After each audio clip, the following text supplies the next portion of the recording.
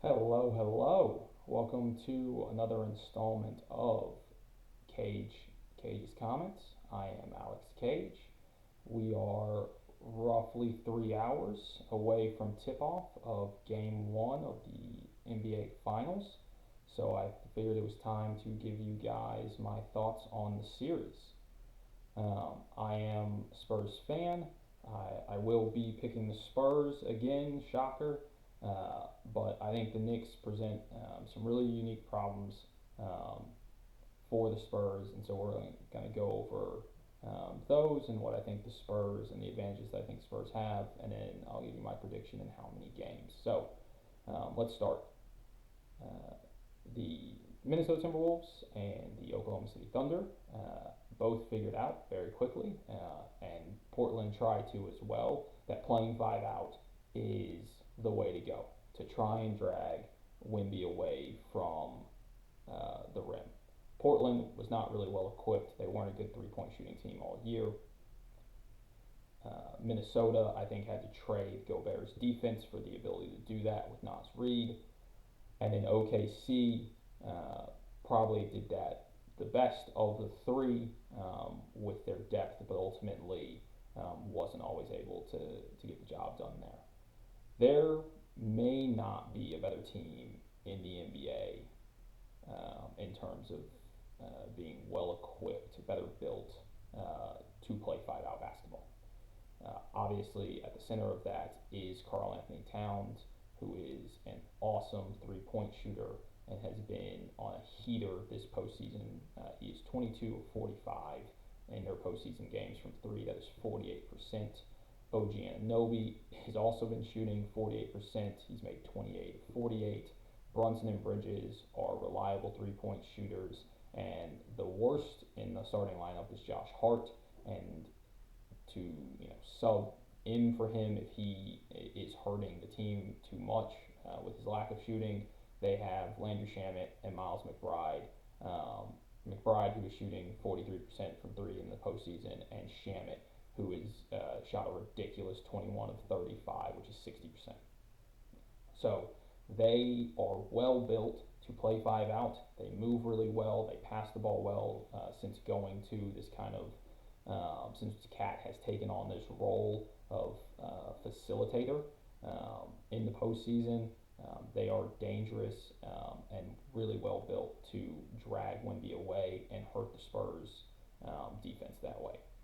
Even in the regular season, they had success with this. They scored 124, 132, and 114 points in the three games that they played the Spurs, winning two of those. They shot 38% from three in those games, and I think have really shown on offense that they can attack this Spurs defense in a way that almost any other team can't. Karl-Anthony Towns has been an excellent facilitator in this postseason. He has had 9 games in the postseason with 5 or more assists. He had 13 of those in 75 games that he played this season. It's a drastic change and a really, really positive one for the Knicks, and something that the Spurs are going to have to contend with as they try and guard him, which leads me with him and OG as kind of my biggest concerns for the Spurs in this series. When you look at the Spurs roster, you have Cornette and Wemby, who are 7-footers that play center, obviously.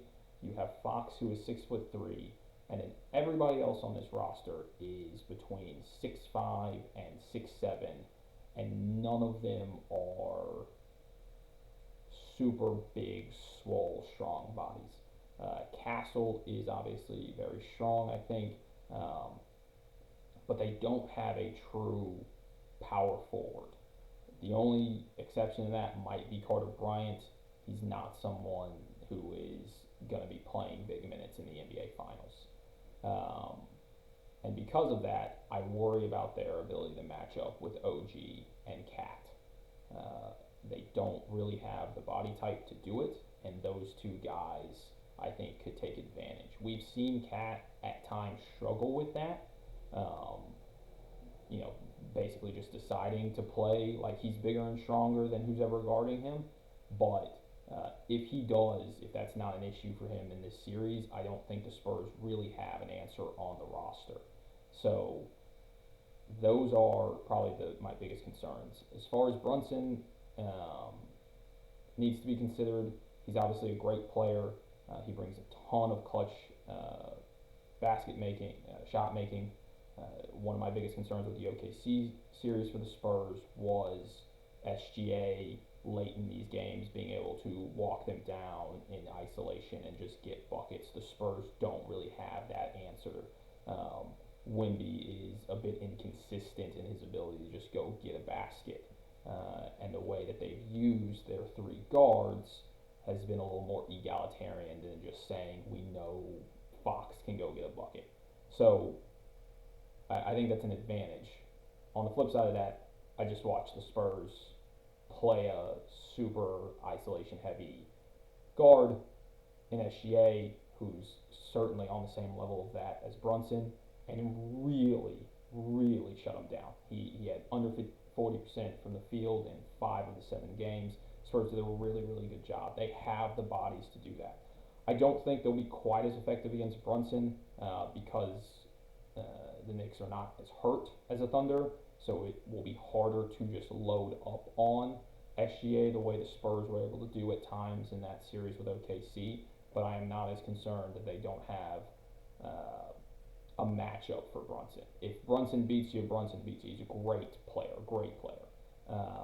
But they have the body types and the defenders to throw at Brunson. They don't really have those same guys necessarily to throw at OG and Cat, and both of those guys are playing at a really high level right now. And so I'm not sure what the Spurs have an answer for there. That being said, the best answer for the Spurs for Karl-Anthony Towns might be Karl-Anthony Towns. He, throughout his entire career, has had issues with fouls and foul trouble, I should say. And in the postseason this year, he has had 10 of the 14 games where he has had 4+ fouls. In the regular season, he did that 35 to 75 times. So it has not gotten better, even in the postseason, where you would think maybe playing more physical would be to his advantage, and maybe less foul calls, less ticky-tack stuff. Nope, still fouling a ton. Every minute that they have to sit Cat while Wemby is in the game because Cat has fouls is I think going to be a huge advantage Spurs, with the one caveat that going back to the Spurs not having a power forward, unless Mitchell Robinson is so good on the O boards that it doesn't matter. And that is a distinct possibility, that even when he's in and Wemby is able to muck everything up, that shots that get to the rim, even if they miss, will be rebounded by Mitchell Robinson. But I think on the whole it is going to be really important for the Knicks that Cat stay out of foul trouble, not get early fouls, not have to kind of screw up the rotations, and that he can play as many minutes to match on Wemby. Otherwise, the 5-out offense is not going to be there for Knicks in the way that if Hart or Shamet or McBride, because you have the redundancies of them, if they get in foul trouble, you can toss, just as good, if not better, of a shooter in. All right. The other thing I think is in the Spurs' favor that is maybe counterintuitive, but all postseason we've talked about the Spurs defying history with how young they are, and defying the expectations and having to overcome their lack of experience. The flip side to that is they might have an advantage because of their age and their lack of experience when we talk about this series going 6 or 7 games. There's been a lot made, I think rightfully so. It was one of my biggest concerns going into the postseason for the Spurs about like Wemby's conditioning and whether or not he'd be able to play, super high level minutes and a ton of minutes because he didn't do that in the regular season. When you look at the schedule for the finals, Spurs have had 3 days off, and then they'll play tonight and they'll play Friday, and then they'll have 2 days off, and then they'll play every other day, and then they'll have 2 days off, and then they'll have 2 days off before Game 7. So before Game 5, before Game 7, before kind of the biggest swing games, 1, 3, 5, and 7, obviously 7, they'll have 2 or 3 days off. I think that is going to be more to their benefit because they're 19, 20, 22, 1, and 22 years old. Dylan Harper turned 20 this year, right?